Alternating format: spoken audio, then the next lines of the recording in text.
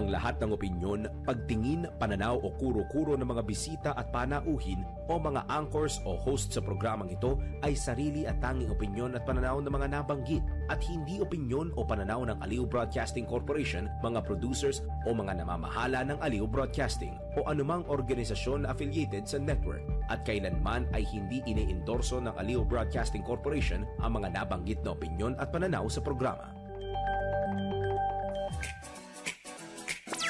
Narito na ang inyong hinihintay. Ang programang magpapakita ng di nakikita. Ang nakatago ay ilalabas niya. Yes, yes, yo! Topa Show! Programang maraming ilalantad na mga sorpresa. Yes, yes, yo! Topa Show! At ngayon, narito na po sila. Ang mga kwento niyang ating mapapakinggan. Si Mr. Yes, Yes, Yo, Attorney Ferdy Topacio. Yes, yes, yo! Topa Show!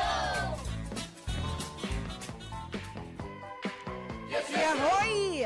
Yes, yes, yo, Topacio sa ngalan ni Atty. Ferdy Topacio. Ako po si Miss Juvie de Guzman. At syempre, ngayon po ay 17 ng Setyembre 2025. Ang oras po, alas 11:05 ng umaga. Nako guys, kamusta na po kayo? Ay nako na, hindi ho natatapos talaga yung mga usapin natin sa mabuti, sa masama, di ba? Lagi na lang meron at meron talagang kumakalaban sa sa good vibes na enerhiya. Bakit po? Yan, kita nyo ha. Marami ho talagang gustong-gustong magkagulo. Marami yung nagsasabi na it's about time, ganun-ganun. Alam nyo po, yung pagkakagulo, wag po sanang mag-umpisa sa atin. Napakaganda po ng ating bansa. Napakaganda po ng mga mithiin ng taong bayan. Alam naman po natin na naglalabas kayo ng sama ng loob. Pero sana po, wag nating isipin ang kaguluhan. Ang isipin po natin ay kung ano po ang solusyon na magagawa ho natin. Yan. Alam niyo, marami yung mga kabataan na umaasa pa ng magagandang bagay sa buhay nila. At alam naman ho natin yung iba, done deal na ho yung iba kasi talagang nagagalit na sila. Hindi naman po lahat binabaha daw, sabing gano'n. Oo nga, hindi nga lahat binabaha. Pero yung mga kababayan natin na walang humpay sa problema sa kanilang mga lugar, syempre nga naman, di ba? Kahit na anong gawin nilang pag-iingat o sabi nga, hindi nila ine-expect na yung kanilang pamunuan sa kanilang mga lugar, di ba? Magnanakaw pala daw, ha? Alam nyo ho, yung mga ganyan ho kasing mga natin, naiisip natin, okay naman po yan. Maglabas kayo ng sama ng loob ninyo. Pero sana po, wag humantong sa matinding kaguluhan. Alam nyo po ba, siguro let's make a peace rally. Pwede po yan, yung peace rally. Magsalita po kayo ng mga hinaing po ninyo. Kita nyo ha, gusto ko lang i-congratulate kahit papaano, ay pinakinggan na po ng Pangulong Bongbong Marcos ang tungkol sa sa GOCC problem po nila. At ito nga po nagkaroon na po sila ng kahit papano ay mukhang nabawasan yung problema nila. Yung mga ganitong klase kasi, ang point lang po natin, tayo po sagana na po sa kaguluhan, lalo na yung mga kwento ng mother ko dati na sila inabot nila yung inabot nila yung martial law nung panahon ng Apo Marcos, yung tatay ng Pangulo ngayon. At ito po hindi naging maganda. Alam niyo ho, marami hong mga bagay-bagay na pagsisisihan po natin. Pwede naman pong bakit hindi kung gusto ho ng mga legal na paraan, gawin ho natin. Lahat po gawin natin sa legal at maayos sa paraan. Huwag po tayong matuwa pag nagagalit na ang iba nating mga kababayan, di ba?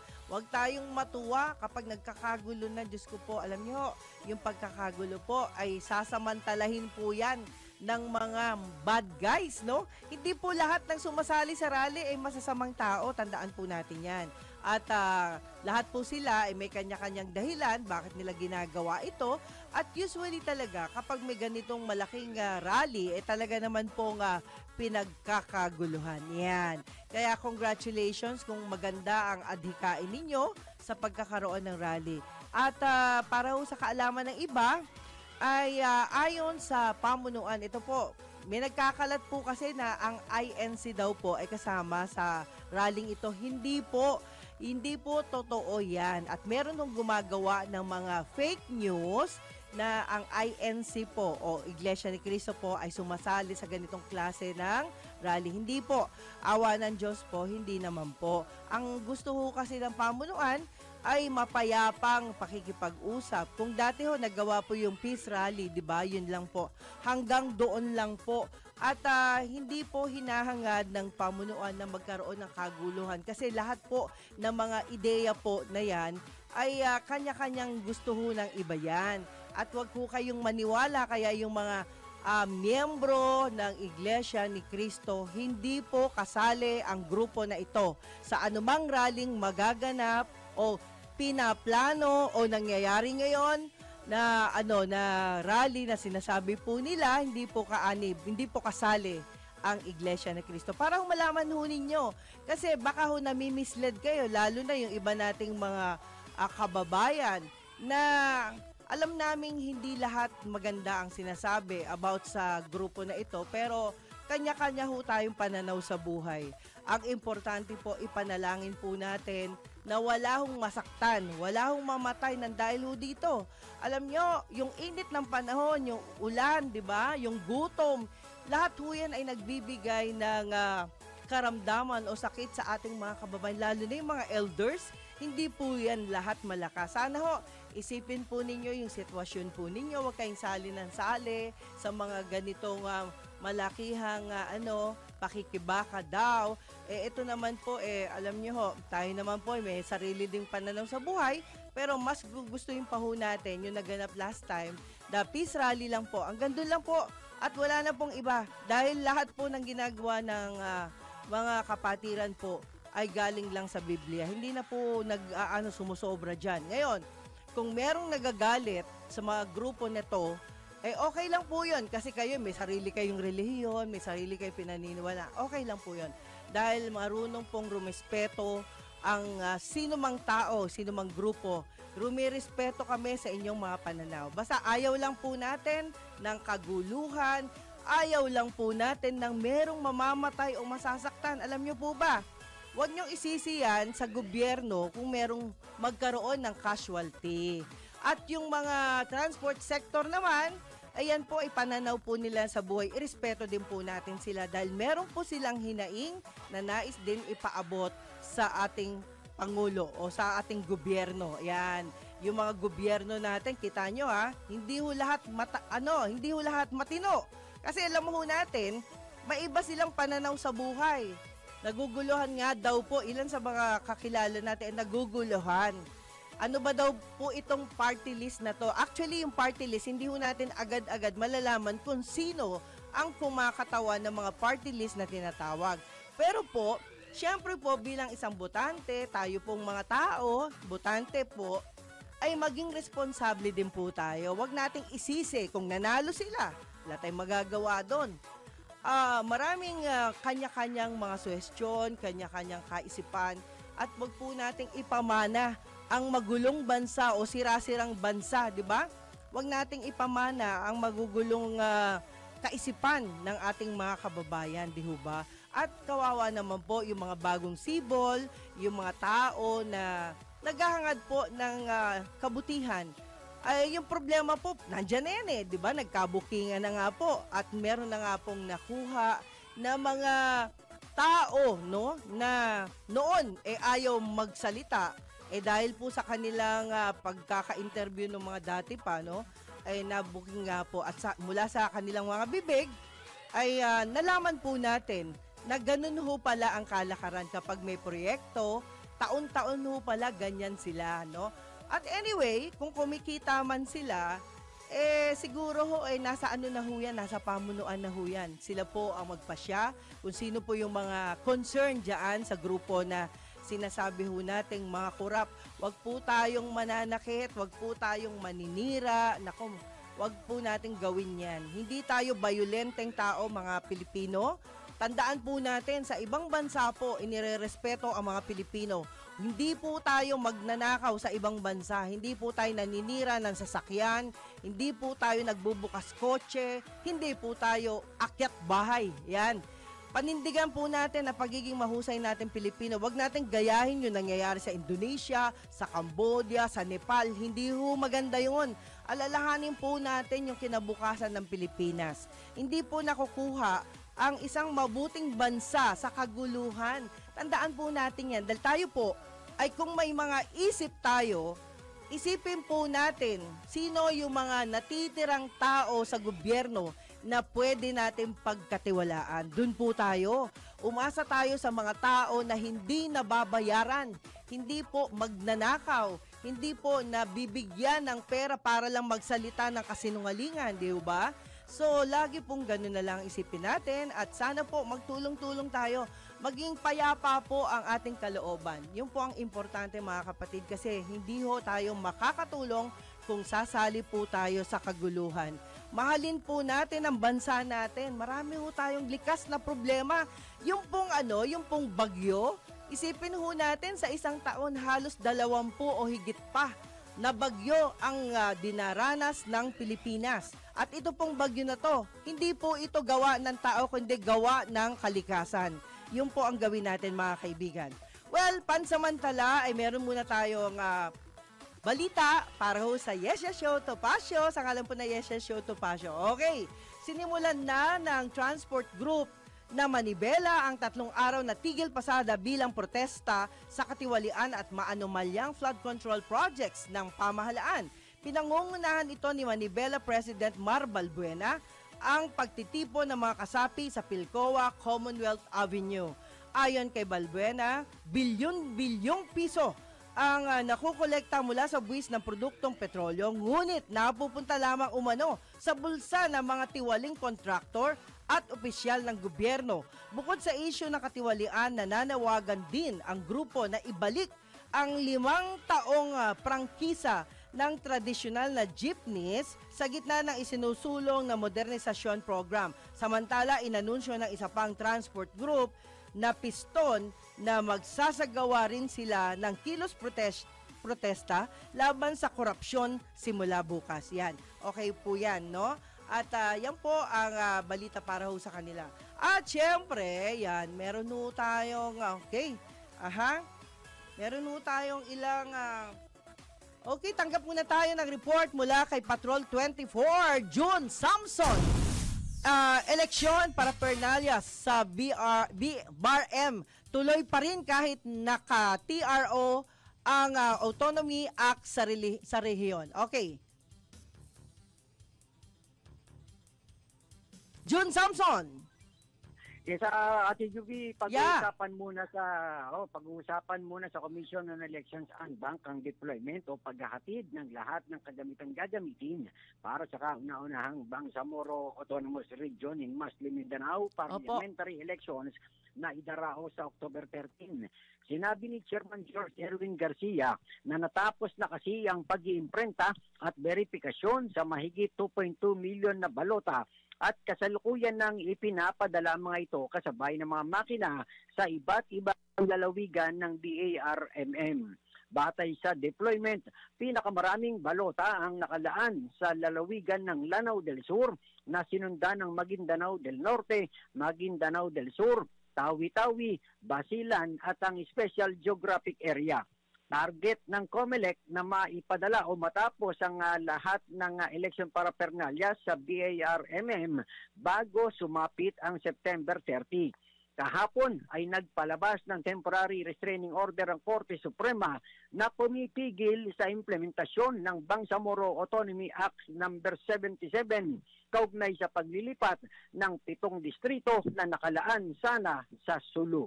Patrol 24, June Samson, para sa himpilang may todong lakas, DWIZ, nagbabalita ng tama, naglilingkod ng tama.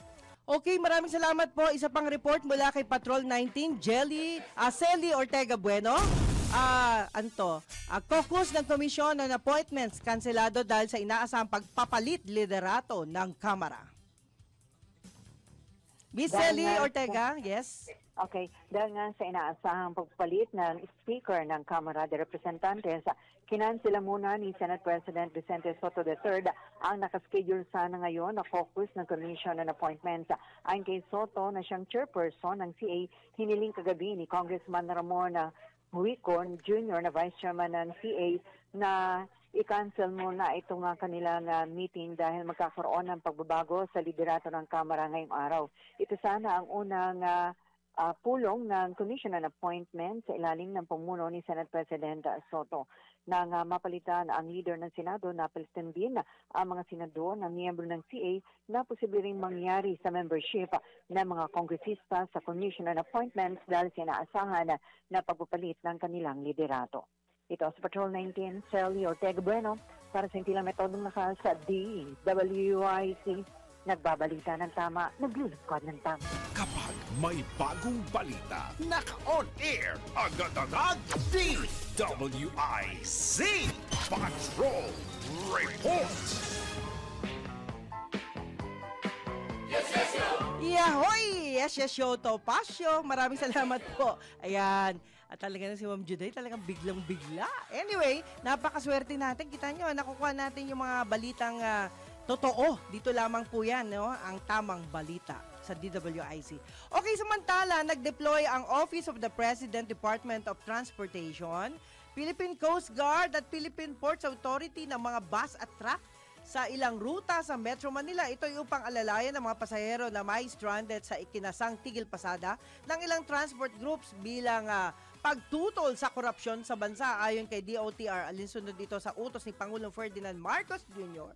na tiyaking may masasakyan ang mga biyaheng pasahero sa kabila ng tigil pasada. Nako guys medyo ingat po kayo. At nakadeploy ang mga bus at truck sa mga rutang Monumento, Quezon Avenue via EDSA, Nagtahan Espanya via Lacson, White Plains Avenue, Cubao via EDSA, Welcome Rotonda, Quezon City Hall via Quezon Avenue, E. Rodriguez Araneta Avenue, Quezon Avenue, at syempre E. Rodriguez Araneta Avenue via Cubao. Yan. Nakastambay rin ang mga bus at truck sa mga naturang ruta at handang bumiyahe anumang oras kapag may na-monitor na mga stranded na commuter. Yan, kita nyo ready na po ang gobyerno ngayon para ho sa mangyayaring tigil pasada. Kaya po, ingat din po, no? Kung hindi po, guys, kung hindi importante yung mga lakad ninyo, wag na ho kayong umalis ng bahay. At yun nga lang po, ang kawawa po yung mga no work, no pay, di ba? Kaya siguro, tansyahin ho ninyo, sitwasyon ninyo. At kung maaari, para ho iwas traffic o iwas may traffic pa kaya, no? Sana, wala na siguro kasi titigil sila. Ang problema, nagkaka-traffic ho yung mga tao kung wala ho sila sa ayos, yan. Kung magrarally po kayo, lagyan nyo ho ng daanan naman. Okay. Suspendido ang face-to-face classes sa lahat ng antas ng mga pampubliko at pribadong paaralan sa ilang lugar sa bansa ngayong araw, bunsod ng inaasahang epekto ng bagyong Mirazol. Wow, Mirazol na ngayon, babae. Pag sinabing babae, malakas daw yan, sabi nila. Kung lalaking bagyo daw, hindi raw malakas kasi marunong daw yan mag-isip. Sabi ng ekspertong nakausap ko, kabilang sa mga lugar na kanselado ang klase sa lahat ng antas ng mga pampubliko at pribadong paaralan ang Laguna, Kasiguran at Dilasag sa Aurora at sa Jumalig, Lopez at Patnanungan sa Quezon. Wala ring pasok sa Bordeos, ayan, Panukulan at Polillo sa Quezon mula preschool hanggang senior high school. Sa mga pampubliko at pribadong paaralan, guys, manatiling nakaantabay sa DWIZ para sa mga karagdagang updates kaugnay sa class suspension. Iyan. Dapat maaga pa lang gumising na kayo at tingnan nyo na yung balita o makinig na kayo sa balita dahil yan importante din yan. Yung iba kasi dahil tanghali ng gumising, papasok na yung mga anak nila, nagre-ready na, hindi man lang nakikinig sa radyo o nanonood ng telebisyon. So, nangyayari tuloy, nakakaalis na yung mga anak nyo. So, ingatan po natin yung mga desisyon natin. At sabi nga po, kung suspended na classes, wag nyo na hong papasukin ang inyong mga anak. Yan. Nilinaw ni Commission on Election Chairman George Erwin Garcia na maaaring hindi na formal na iproklama ang Gabriela Party List mamaya.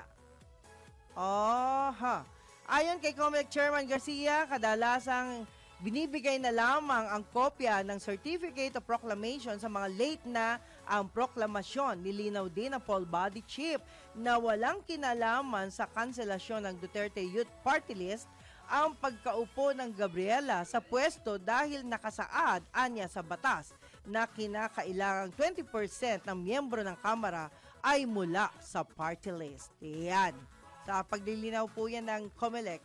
Samantala, agad na magpupulong ngayong araw ang Commission on Election and Bank matapos naglabas ng temporary restraining order ang Korte Suprema kahapon sa implementasyon ng Bangsamoro Autonomy Act No. 77. Sinabi ni COMELEC Chairman George Erwin Garcia na aalamin at tatalakayin ang kanilang pulong mamaya kung ano ang magiging epekto ng nasabing TRO sa BARM. Yan. At parliamentary election. Kabilang din sa aalamin ng poll body kung kailangan ba na itigil muna ang proseso o ginagawa nilang mga paghahanda para sa nasabing halalan. Nakasaad sa Bangsamoro Autonomy Act 77 ang reorganization sa parliamentary district sa BARM at syempre para ilipat ang 7 pwesto sa dating nakalaan sa Sulu. Ayan. At of course, yan ho, importante ho sa lahat. At ito po ang huling balita natin para sa Yes Yes Show Topacio.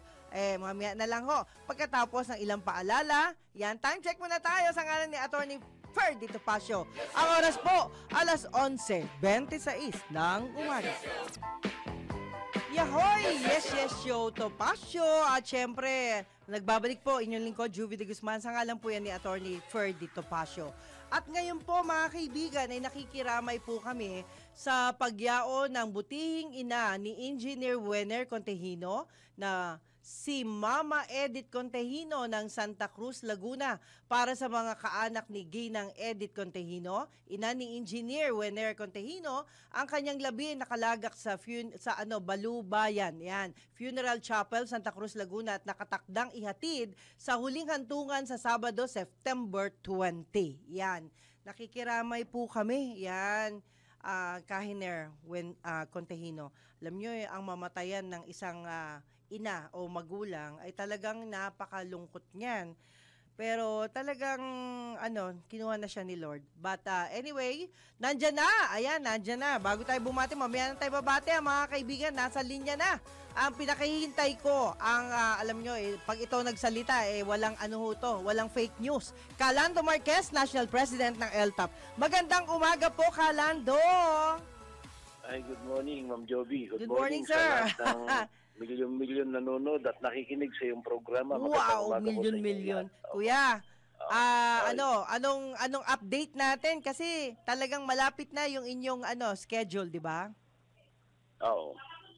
Sa amin naman, yung aming doon sa ay baka next week na lang dahil nga ayaw namin sumabay dahil baka sabihin nila na kami ay sumasakay lang doon sa proklamasyon ng aming mga kasamahan na nag-strike. Baka sabihin nila na hindi kami nagkaroon ng tao kung wala sila. Kaya ganon. in-adjust namin o pinuspon namin yung aming mga next week na lang. Kaya magmi-meeting pa sa Kaya lang talaga itong sanang mga magnanakaw sa ating gobyerno. Sana lumubo na lahat ang mga tiyan. Diba? Yung mga magnanakaw na yan, pinapasweldo na natin. Ninanakaw pa ng kaban ng bayan, lalo na sa amin sa transport, na hindi binibigyan ng pondo. Walang kabusugan, sabi nila, walang pondo. Yung pala, kasabwat na mga ilan-ilan na mga senador at saka congressman. Diba? Pero mo ko isang kongresista, kumain lang yung anak niya, makasama ng anak niya. 7 lang silang kumain, 700,000 ang bill sa isang restaurant, isang pagkain lang. Oh. Diba? Wala namang kasalanan yung mga bata na kumain. Pero sa ganung halaga na luho ng mga anak, talagang yung mga magnanakaw na yan, dapat bitayin na yan na napatiwarik. Wag naman, kuya. Wag naman, bigyan mo pa ng chance. Talagang nakakalumo na. Talagang galit na ang taong bayan. Talagang ako bilang Pangulo ng Liga ng Transportasyon sa buong Pilipinas, talagang dire mo nagtitiis kami. Ang aming siniservisyohan, Ma'am Jovi, taong bayan na trabahador na bumubuhay ng ekonomiya. Di ba? Tama. Pagkatapos sasabihin sa amin, wala kaming pondo, nagbabayad kami ng buwis. Mabuti pa nga yung mga suhol na programa nababagitan, pero hindi naman ho lahat ng suhol ay pangit. Maraming magaganda na programa ng gobyerno. Kaya lang ho, yung sabihin na walang programa, ang Public Transport Modernization Program, ngayon lumabas ang nakakalumong pagnanakaw nitong mga durubo sa gobyerno. Talagang hindi namin ito patatawarin. Pero Kalando, sa sobrang tagal mo na rin sa transport sector, ngayon mo lang narinig tong ganitong issue, no? Alam mo, first time in history. Kaya ako nagpapasalamat tayo sa ating kagalang-galang na Pangulong Bongbong Marcos dahil siya ang nagsiwalat ang totoong talaga biro mo, Ghost Project. Itong mga kuwa na ito, kuwa ng kuwa, di ba? Opo. Biro mo si-certifyan nila yung Ghost Project na wala naman nagawang proyekto. Tapos makikihati sila sa pera ng taong bayan. Grabe, dapat yan, no? lumubulatan siya ng mga to eh. Diba? Pero dati ba, Kuya Lando, di ba, siyempre, tuwing bago ang presidente, iba yung mga nasa COA, di ba? Alam mo, dyan sa kuha na yan, Ma'am Joby. Opo. Ang balita ko, dahil ako naman, retirado naman tayo na direktor sa gobyerno. Opo. So, alam natin yung mga style nila na pag pumasok yung kuha daw, ay mayroon siyang pasalubong. Pag umalis na naman yung kuha, mayroon na naman siyang pabaon dahil yan daw ang bilin usapan noong commissioner dyan sa kuha na yan. Pero yung commissioner na kontraktor pa sa kuha, di ba? Ganun pala yun. Oo. Ang tindi. Pero Kaya nga, mayaman tayo ang dami nating pera kasi ngayon meron na naman budget eh. alam mo, Ma'am Joby, hindi naman tayo nagdulong-dunungan. Yung buwis natin, kung hindi lang ninanakaw nitong mga durubo na nasa gobyerno, tayo ang isa sa pinakamayaman sa buong Asia. Kaso lang puro ng mga umuupo kasi. Kasalanan din minsan ng taong bayan. Dahil alam nila na magnanakaw, napakain lang sila, napainom nila, iboboto na naman nila bukas, di ba? Yun po ang totoo. Oo. Pero yun mo, ninong niyang lang. Ninong, pagdating lang binalikan siya nung eleksyon, iboboto na naman niya kahit alam naman niya magnanakaw, di ba? No. Kasalanan din ng taong bayan niya. Opo. Anyway, alam na natin yung problema ngayon. Ang dami na nangyaring hindi tama. Ano po ang magiging suggestion po ninyo para hindi na humaulit ang ganitong kaparehong issue? Ay dapat po ituloy na ni Presidente yung ginagawa niya ngayon na kailangan magkaroon na tayo ng komisyon para tumingin dito sa mga pagnanakaw na ganito. Opo. Tayo ay credible dahil kaibigan natin si dating Secretary Singson, si Babes. At Opo. kaibigan din natin si kumpare pa natin, ang ating mayor ng Baguio, si Mayor Magalong. Opo. Matagal natin nakasama yan. So kilala natin yung taga-Ayala na magaling na accountant mo yan, kasama ni Secretary Bautista yan ng napakatagal na panahon. Kaya tayo yung taong inilagay ni Presidente dyan, Ma'am Joby, Opo. ay kilala natin. At sana hindi lang sana magtatapos dyan sa public works in highways. Marami pa po dyan sa Kustong, di ba? Opo. Pinapangalanan na natin, marami hong departamento at lalong-lalo na sa mga lugar na mga, nakita niyo naman natin, ang mga local government, napakarami ho. Kaya, Ma'am Joby, maraming salamat sa binigay mong oras at nandito ako sa ospital dahil nakakonfine ako. Ayan ka na naman. Nakikinig yung aking mga, nakikinig ang aking mga kasama dito na sa ospital dito sa Pasay General Hospital dahil kaibigan natin po yung ating mayor dito. Opo. Kaibigan din natin yung ating congressman dito. Kaya dito na lang tayo nagpa-confine dahil baka sakali masama tayo sa PhilHealth na zero billing ni Presidente, di maraming salamat, Ma'am Job. Opo, pero Kalando, laban lang at huwag ka nang may stress. Okay na yan. At least hindi ka nawawala okay naman, sa... Ma'am Joby, nakaano naman na tayo at siguro next week na yung aming pagpapahayag.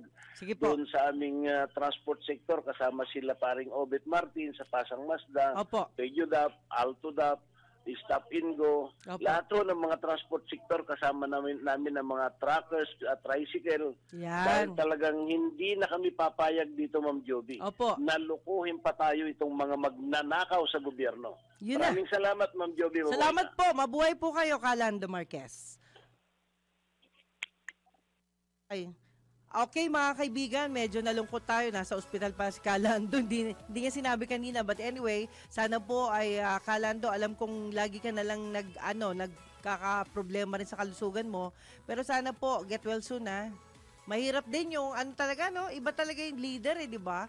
Talagang connected tayo sa anumang nangyayari sa bansa natin. But anyway, sana po ingat-ingat kayo. At syempre, mga kaibigan, mamaya po babati tayo. Mamaya na natin babatiin yung mga friendship natin at yung mga regular viewers na pwede nating mabati sa oras po ng Yes Yes Show Topacio. Sa ngalan po ni Atty. Ferdy Topacio, ayan, ang oras po ay alas 11:44 ng umaga.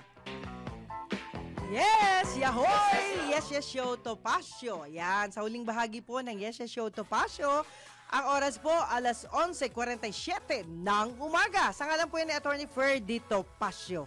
At, well, mga kaibigan, no, pinapaalala lang po namin, no, sa ngalan po ng programang ito, wag po kayong mag-iiwan ng mga sakit o yung mga kuryente na, yung hindi kayo nagcha-charge pero iniiwan nyo namang nakasaksak yung mga charger ninyo.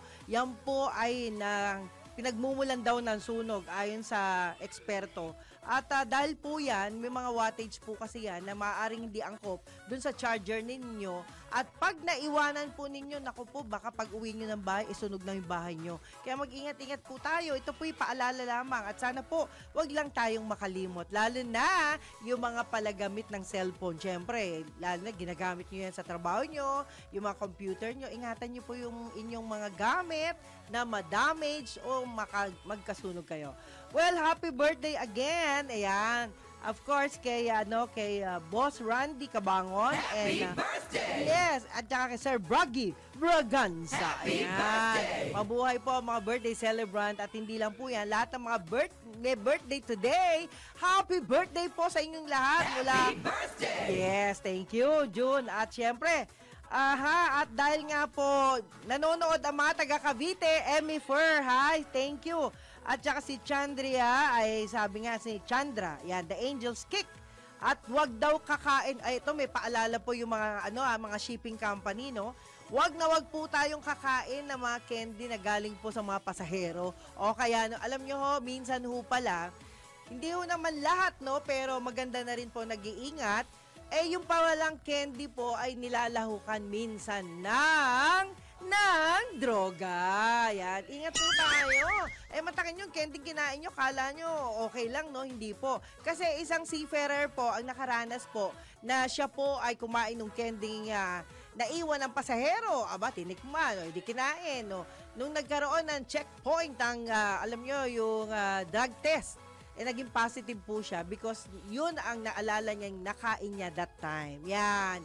Kaya ingat-ingat din po tayo at alam nyo, hindi naman masamang kumain ng candy. Okay naman po yan, pero siguro, tansyahin din po natin kung saan tayo galing. At alam nyo naman, maraming good people na nandadamay. Kaya wag po tayong magiging bahagi ng mga issue nila. Okay? So yan po ilan sa mga natin, paalala lang. At not only that, mga kaibigan, sa ngalan po ni Atty. Topacio pa rin, of course, ni June Reyes and company. Yan. Sa inyo pong lahat dyan. Hello kay Ate Loli Acosta. Salamat po, Ate Loli. Of course. Ray Caprio. Ayan.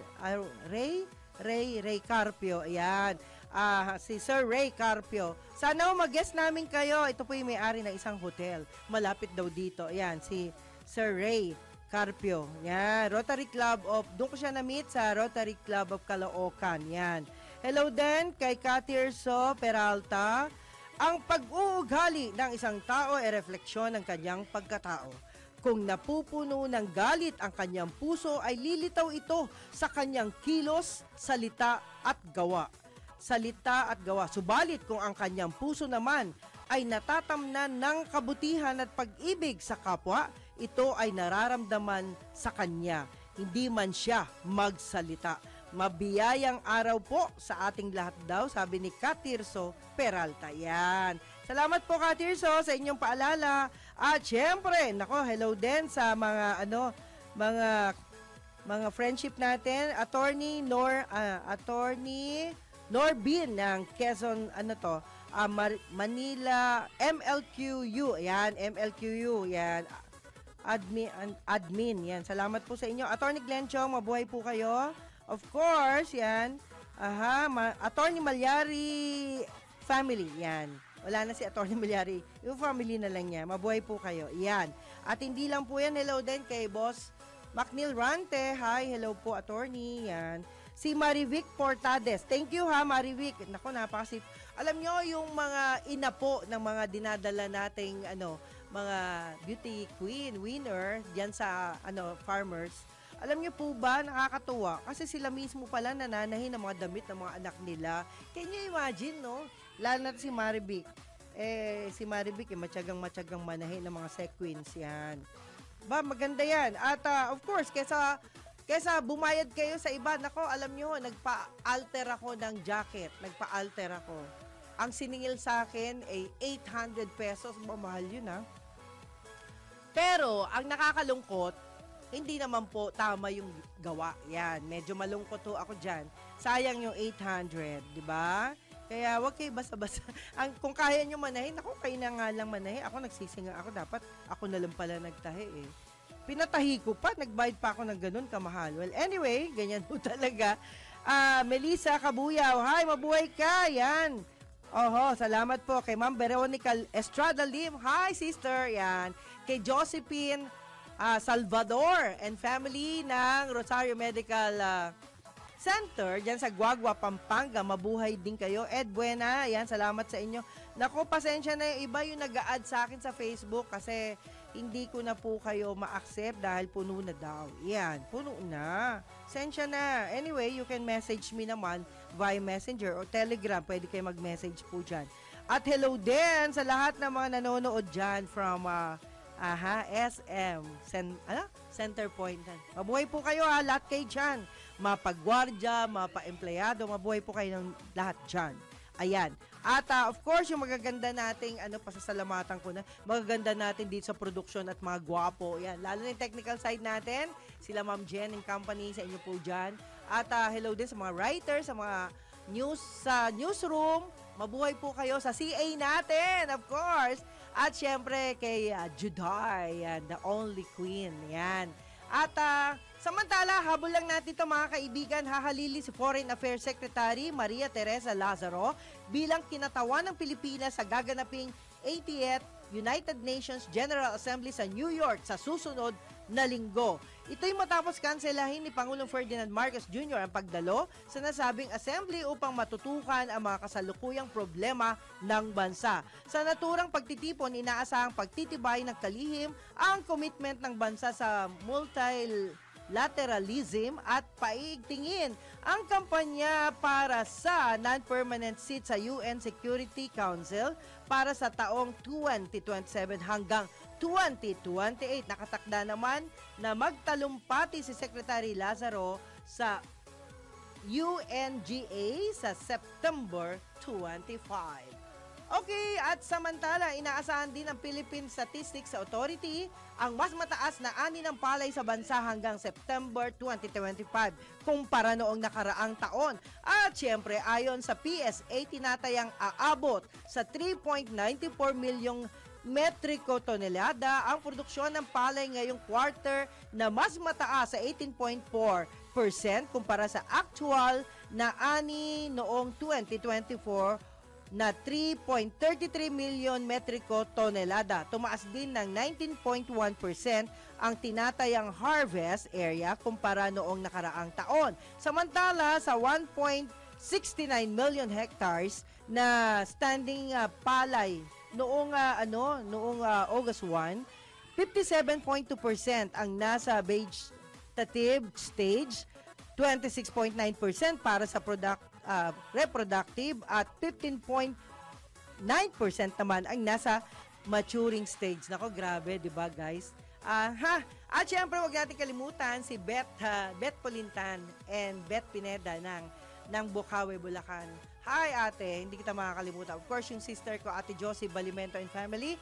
Mabuhay kayong lahat. Okay, bukas ang Malacanang sa plano ni Senate President Vicente Soto III na isabatas ang pagtatatag ng Independent Commission sa pamamagitan ng Senate Bill 1215. Ayon kay Palace Press Officer Claire Castro, nakikita nilang makatutulong ang naturang hakbang para mas mapalakas ang mandato ng Independent Commission na nakatuon sa pagpapanagot sa mga sangkot sa katiwalian. Iisa lang naman anya ang layunin ng Senado at ng ehekutibo na tiyakin ang pananagutan at integridad sa mga isinasagawang proseso. Sa ngayon, wala pang personal na pag-uusap sina Pangulong Ferdinand Marcos Jr. at Senate President Soto ukol sa panukala, ngunit tiniyak ni Yusek Castro na bukas ang Pangulo sa anumang hakbang na makatutulong sa pagpapalawak ng kapangyarihan at operasyon ng komisyon. At syempre, antabayanan po natin ang gwapong-gwapo at batang-bata. Sa ngalan po yan ni Boss Drew Nasino, ang Balitang Bayan with John Riz Calata. At syempre, tayo naman po ay magpapasalamat sa lahat ng tumugon. Salamat po dun kay Calando Marquez and Company, sa inyo pong lahat dyan. Mabuhay po kayo. At get well soon ha, Calando. Bawal lang, may sakit. Bawal na bawal yan. At lalong-lalo sa lahat ng mga tao dito sa studio. Maraming salamat po. Ako po si Miss Juvie de Guzman. Sa ngalan pa rin po ni Attorney Ferdy Topacio. Mabuhay po kayong lahat. Yes, yes, yo! Topacio! Si Mr. Yes, Yes, Yo, Attorney Ferdy Topacio. Yes, yes, yo! Topacio! Nagpapala